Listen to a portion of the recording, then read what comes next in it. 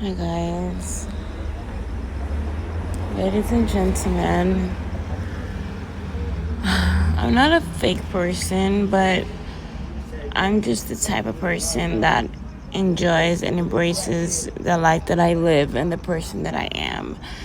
And I've met so many different people in the world, people that are not very happy with who they are, people that are not very happy with themselves, where it gives me a little bit almost a purpose, where I'm like, well, I want to convince you that there is great things about you, that there are things about you that you can live for. There are things about you that you can actually cherish, because being a person is one of the hardest things to actually live for. So I'm just gonna, because I started this in the middle, but there's things about you that you can actually live for, things about you that you can actually enjoy, and just embracing the person that you are. And I've always been the kind of person that, regardless to what everybody else thought about me, I found myself happy. But there was once upon a time where God took that from me, and I only say God did it. I could say the devil, but I don't blame the devil, because I feel like the devil has no power outside of God's authority. And so I feel like God authorizes Satan to do certain things, to put us in certain positions, to test us, or whatever the situation is, which I don't want him to do, but that's my level of understanding. And it's like, I want to be understood. I'm just a human being where I'm like, well, I get it. And you come to a point in your life where you're like, I accept me, I love me, I'm okay with me. But then everybody else is like, oh, well, there's this about you that I don't like. There's this about you. So you have to be the kind of person that says, regardless to what you don't like about me, I'm going to love me and accept me. Because when you go home, or when you go to bed, or when you get in the mirror, the only person you're going to face is you.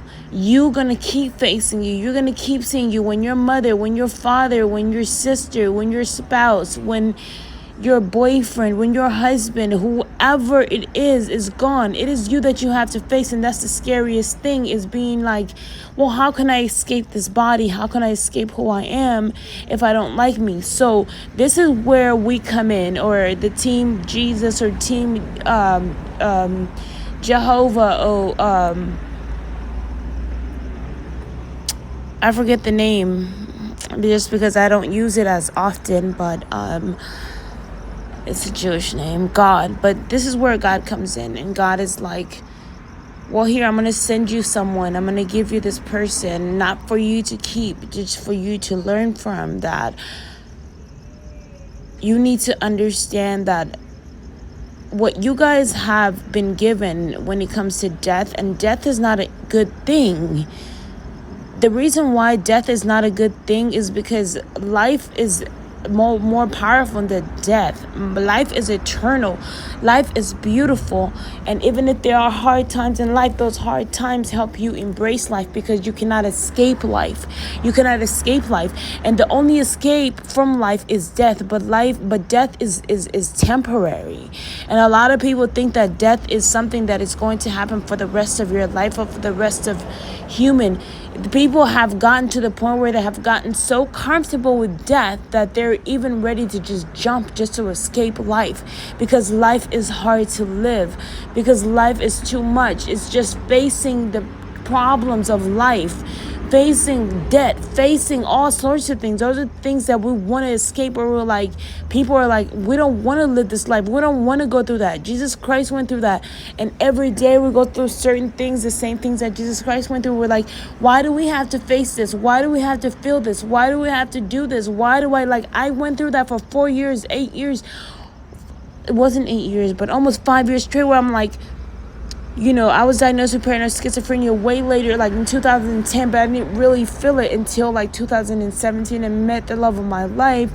And then start hearing God telling me, after I meet the guy that I thought was the love of my life, I start hearing God telling me he's the love of my life. And then that puts me in a very uncomfortable position, not because I don't want to be in love with God, but just because, like, how do I explain this to anybody? How can I have friends when I have secret thoughts of, being with God personally? Why wouldn't I want to be with God? Why wouldn't anyone want to be with a person that made the universe? The only thing that would make anyone feel that way is that there's a price to pay to be close to someone that beautiful, close to someone that powerful. And so me not even being able, but me having to pay that price, it wasn't a nice price. I even spoke to God myself, where like, I don't want to be with you. Like, I don't want to, like, even he tells me, like, I don't want to be with you. We're like talking to each other, like, we don't want to see each other. We're like mad at each other. He wants to see, we're still angry. And we're like, but we have no choice. You know what I mean? But to face our Creator, just like you have no choice but to face you. You have no choice. You can turn your back on you any day, but you're still going to be there. So why not love yourself? Why not find the truth about yourself? There are people that are dead that think that death was the answer, but now they're living in spirit, wishing that they could be in the flesh again. Just so at least they can lay down or feel they're not just watching. I don't know what their experience is, but I know, like, the love of my life, one of the loves of my life, because I do only have two now, which is God, Jehovah Jireh, and Jehovah Nissi. And there's another name. It's a Jewish name, which I completely forgot. But that's the God that I serve, aside from Jesus, the one that sent Jesus. And he tells me he's jealous and he's angry at Jesus. And I'm like, well, you put him on the cross. And he's saying, well, I didn't put him on the cross. He's saying he had to be the one to go.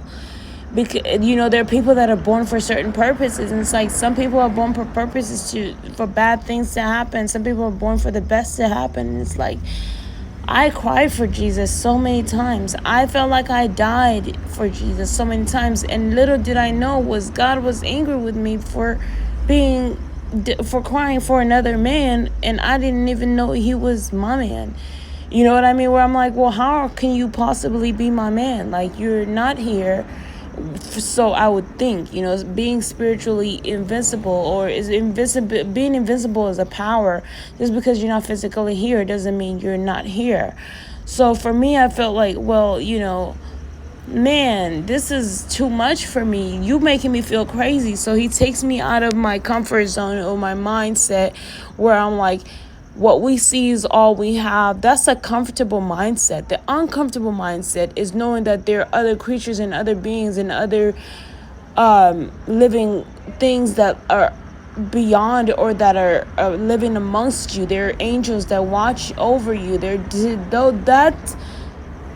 It can be comfortable once you get past the uncomfortable part, because once you come out of your norm, you become abnormal, and then that abnormal becomes your norm, or it changes into a better norm, where you have this ability, but now you're able to maintain that ability, and you're like, oh my God, like, this is too much. How do I deal with this? What do I do with this? You start writing, you pick up a pen.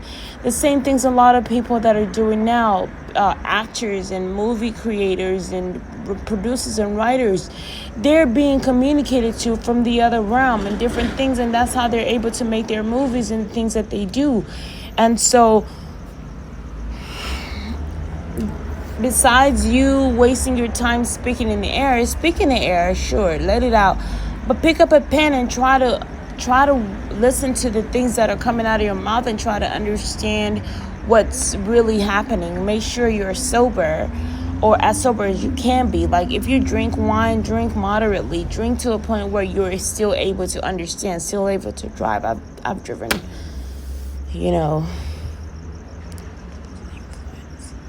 sort of under the influence, but I was able to make it through. So that's something that you should never do. And it's like, one thing I do have to say is that conquering and mastering the darkest situations of your life is only going to give you a better joy once you survive it. And it's like, I don't want to go through it. You don't want to go through it. No, who wants to go through it? Nobody wants to go through it. But listen, when you don't go through that, and I'm not saying you should go through it, but what I'm saying is you got to find a way to embrace where you are. Embrace where you are. You may not be Beyonce, you may not be Rihanna, you may not be the most beautiful woman in the world, you may not be the ugliest, or you may not be this, you may not be that, but you're you. And once you learn to embrace you, you're going to learn how to embrace life. There is nothing you can do. And plastic surgery, all different things to look a certain way to impress the world is not going to help. It can help for a moment, for a life, for this and that, but there is a price to pay with that. And it's like you don't want to continue to have to go to the doctor. You want to, you know what I mean? So the most thing we would like to encourage you to do is to love yourself. Love yourself with all your heart. Love yourself. Find the things about you. I've been that person where I'm like, man, I feel like I look better back then, or I look better this, I look better that. God tells me he's beautiful. I'm beautiful. We make jokes about each other. God, makes jokes about me, and I make jokes. I don't make jokes about God. I don't like making, and I don't think he makes jokes about me, but we have a conversation. We don't want to say it to you guys, but there is certain conversations, certain talks that me and him have that you all may not be able to understand.